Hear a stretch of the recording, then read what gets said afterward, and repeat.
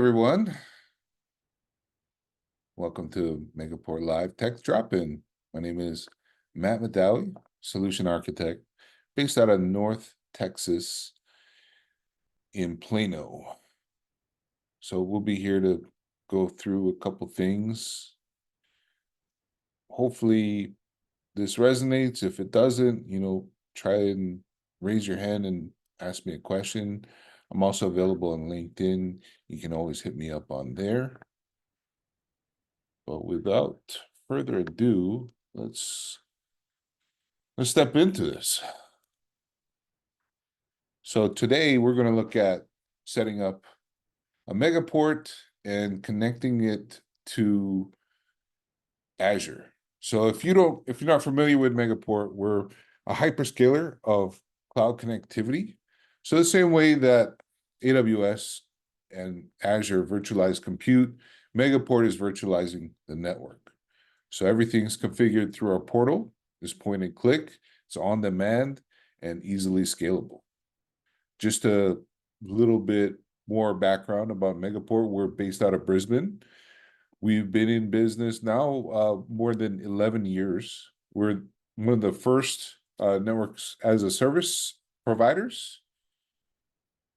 So let me show you our moneymaker, our portal, just to give you an idea.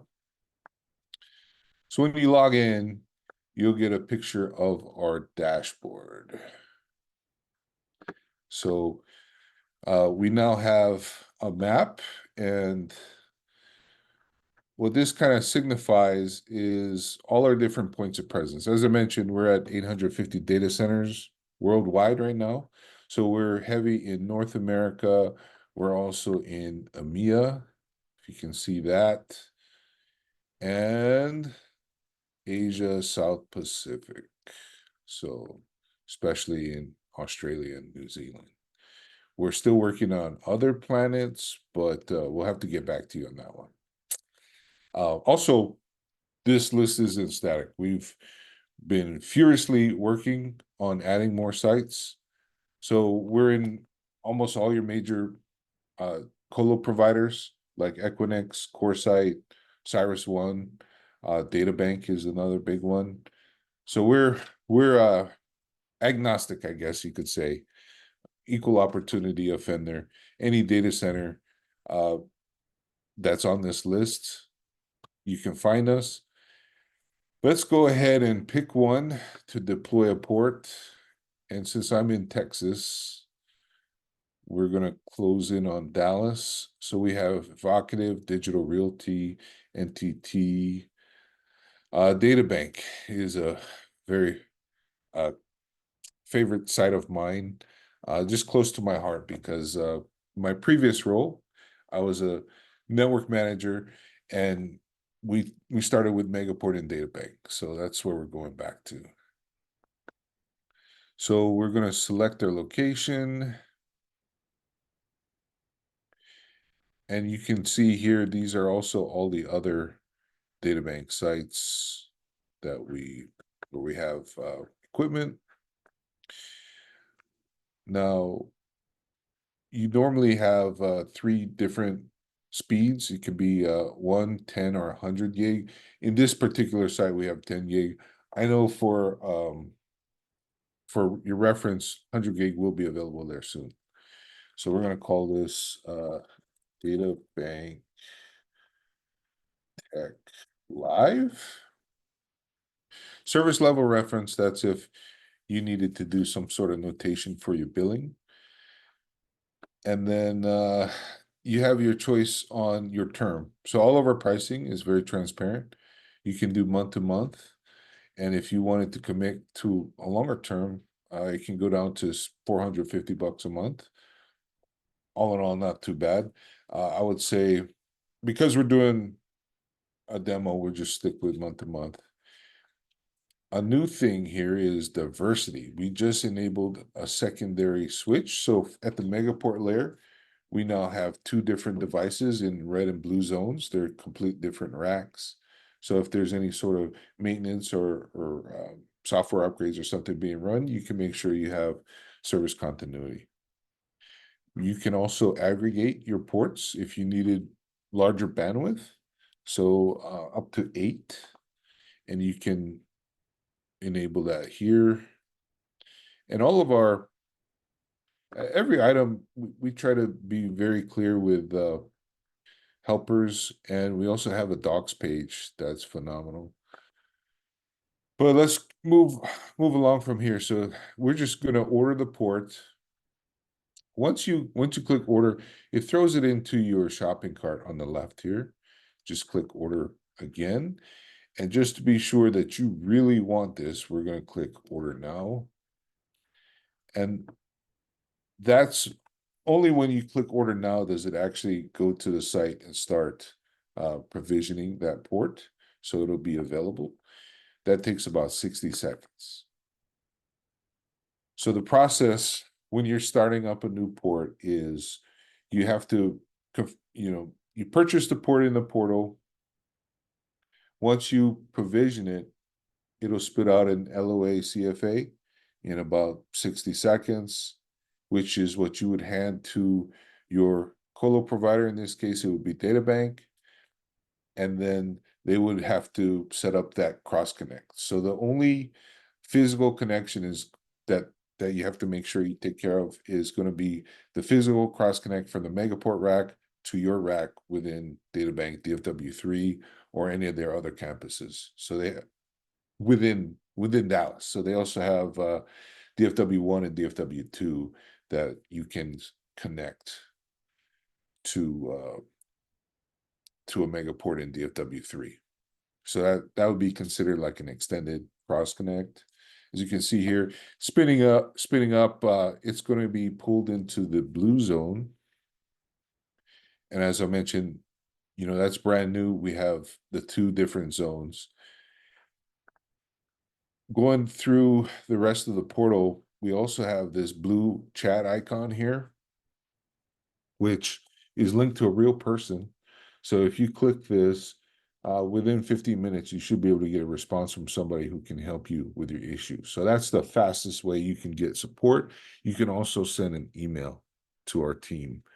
And additionally, we've constantly been pushing out improvements. So we now have this new tab or new feature here where any maintenance or outages, you can dial in any more information here, or actually, if you're affected in an outage, God forbid, there'll be a link here that shows exactly what's affected, and we push out updates as often as possible. So while this is spinning up, we're going to go ahead and go out to Azure to make sure we're provisioned. So I don't have any express route circuits here. I'm going to click create. And we're going to go, you just select your subscription, your resource group. They do have a new Metro feature, but that's still being rolled out. Right now, it's only available in Amsterdam and Singapore. We're going to go to, and that's where the Metro model is listed here. We're going to have an express route circuit, and we're going to create a new one. Our region is going to be South Central since we're in Texas.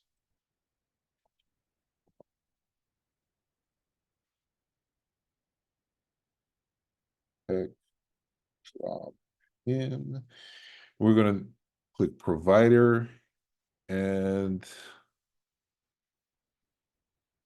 you get to choose your peering location. We're going to go to, since we're in Dallas, we're going to go to Dallas. Of course, you would do Megaport at the provider.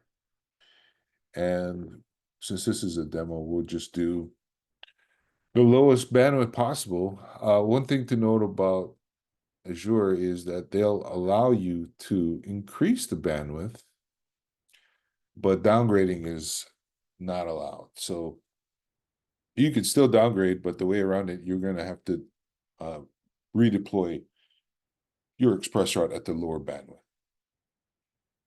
So SKU, this is if you needed to connect to different regions.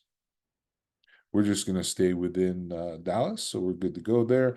And definitely metered is going to be a lot more affordable than unlimited. And now for the second circuit, looks like you can choose a different region if you wanted to. We're going to go ahead and select Central.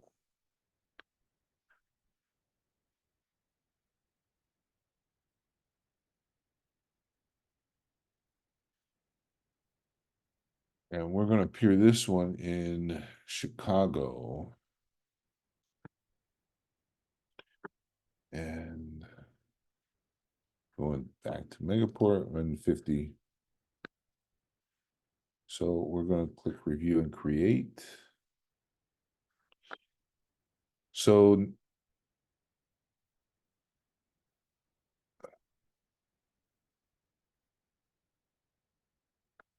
it's running that validation. Always takes longer when you're watching it.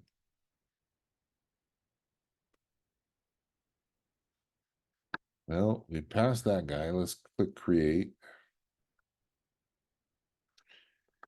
Now let's go back to the portal. So you can see now that we have the port configured, and this is that LOA that I was talking about. So when you hand this over to data bank, this tells them exactly where to plug in your cross connect, and it also says, you know, what sort of connector, which is a LC. For anyone's reference, we use LR optics, so it's single mode fiber with LR optics. So we're going back here and waiting for this deployment. Basically, what we're waiting on is the service key. So there's a couple different ways to add a virtual cross connect or VXC to a port. Let me step back for a second. With Megaport, there's only two billing components. There's going to be the port and then the virtual cross connect or VXC. That's what connects you to either a cloud, or you can connect to other ports, or we have other devices like MCR, which is our Megaport Cloud Router, or MVE, Megaport Virtual Edge. Those could be, Virtual Edge can be another router, could be a firewall or SD-WAN router. The difference is on the MCR, we provide the licensing. On the MVE, you would provide the licensing. So MCR is a full complete package to do layer 3 routing. MVE, you can run your own software. So we have support for Cisco, Viptela, which is now Catalyst SD-WAN. We have support for Palo Alto, FortiGate firewalls. So we provide the compute, the networking, and the internet on those devices, and then you can connect that to anything else. So each port can allow you to connect to up to 100 different things, either other clouds or other devices or other ports. So let's click here for Microsoft Azure, and this is where that service key is input. So let's go back here. We are complete. We'll go to the resource group. So we have our two express routes now, Tech Drop-In and Tech Drop-In Central. So let's start with Dallas. And it says, initiate the provisioning process with your service provider. So you can see here, we're with Megaport. The provider status is not provisioned, and this is the service key. And that's what we need to initiate this process. So we're going to click here.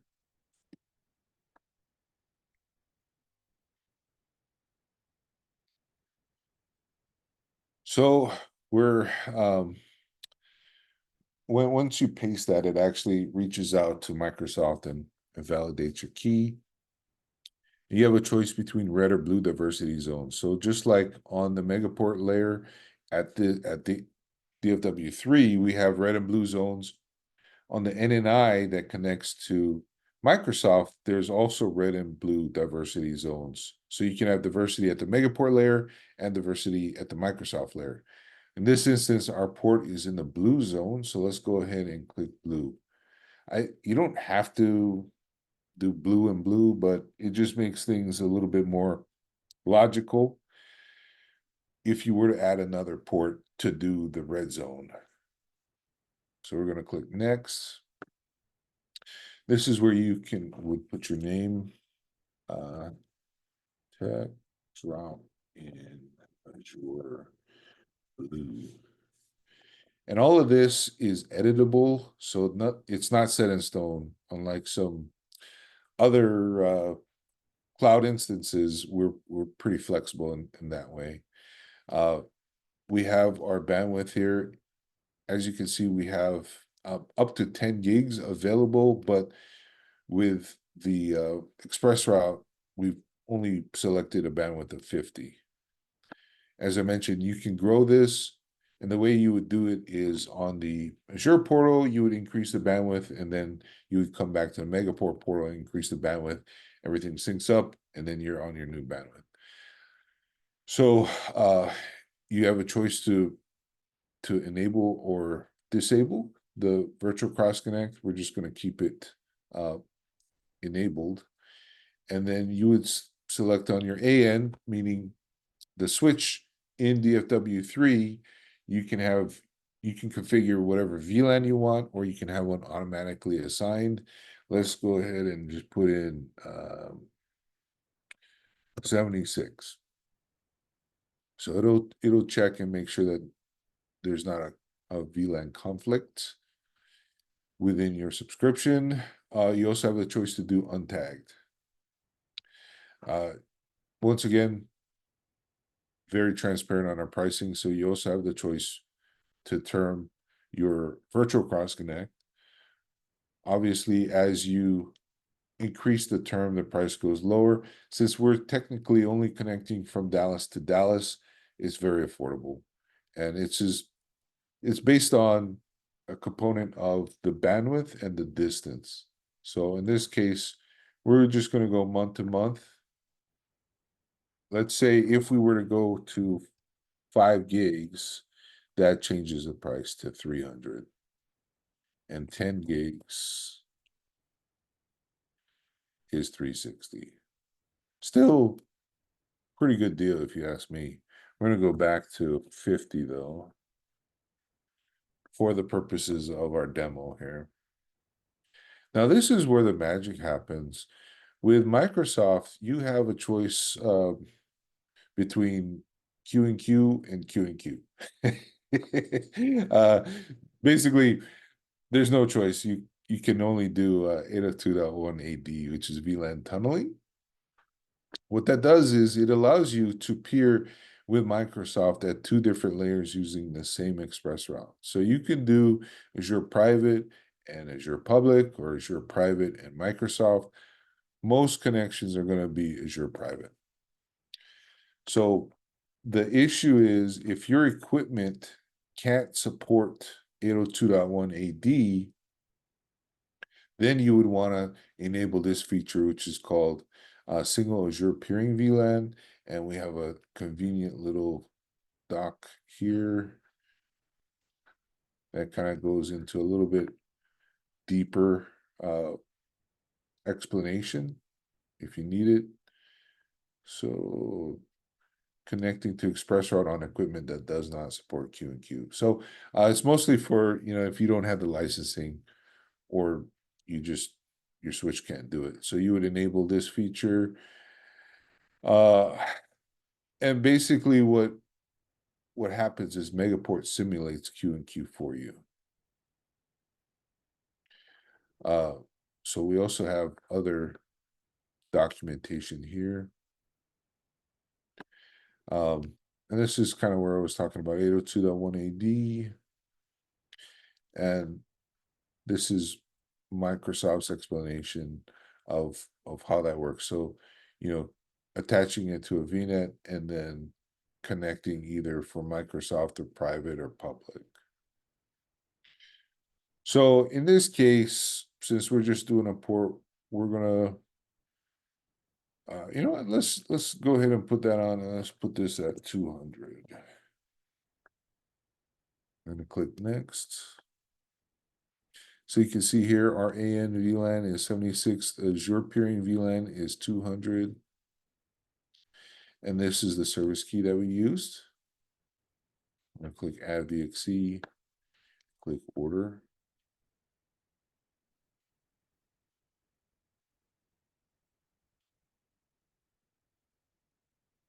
And once again, order now.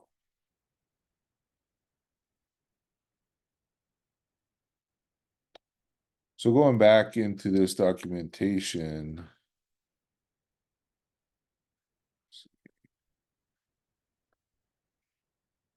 uh,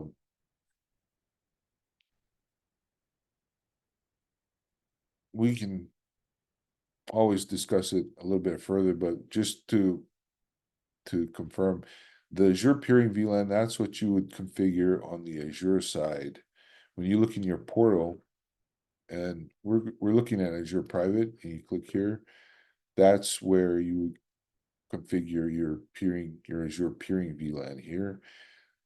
The other things you would need to do for your express route is going to be your primary and secondary subnets. Those are both going to be /30s, as well as your pure ASN. So that's the ASN on your router.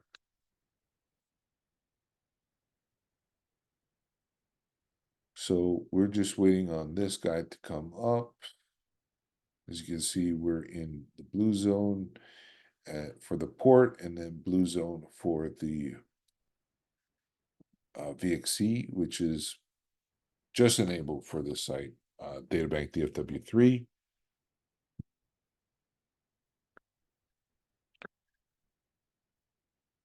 And of course, you gotta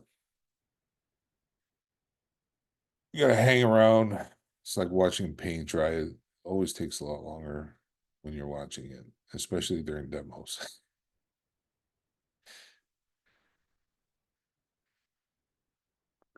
So let's go back here while we're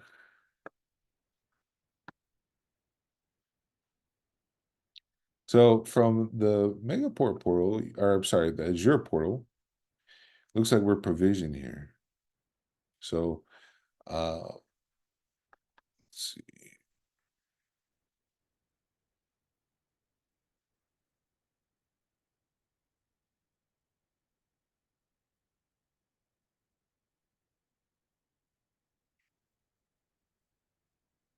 All right, so yeah, we're configured. It's just waiting because the port hasn't seen light yet. Once you see light, this thing will turn green, and this will go green as well. On the Azure side, we should be able to configure now. So if we wanted to do our ASN, say 65,000, um, we would put uh,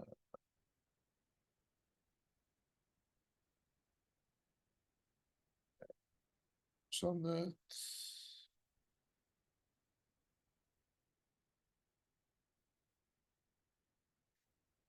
So VLAN ID is going to be 200, and shared key, that's if you wanted MD5 authentication.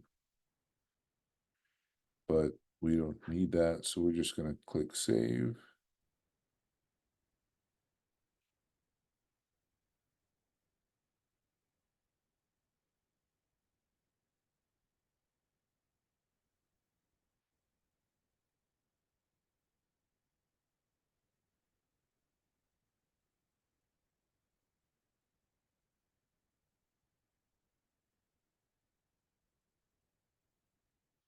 So we have 5 minutes left here. Does anybody have any questions?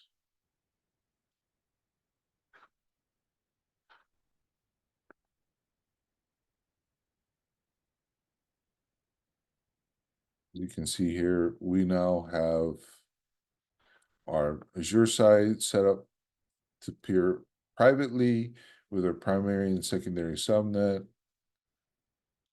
And then we have our Azure peering VLAN configured here. From a Megaport side, we're set for VLAN 76 and Azure peering. So Megaport's simulating the Q and Q. That's a cool feature that allows you to have a little bit more flexibility, simplifies your configuration. The one, I would say, one, I guess, conflict is that normally, if you do the Q and Q, you can peer at two different layers. If you have single Azure peering VLAN configured, you would need to, if you needed to peer with private as well as Microsoft or Azure public, you would just need another virtual cross connect. So, but in this way, you wouldn't have to configure Q and Q on your equipment, which can get a little bit dicey sometimes. Or, if your equipment can't support it. But that's it for me, guys. Thanks for your time today. Feel free to reach out to me on LinkedIn, Matt Madawi, solution architect based out of Plano, Texas.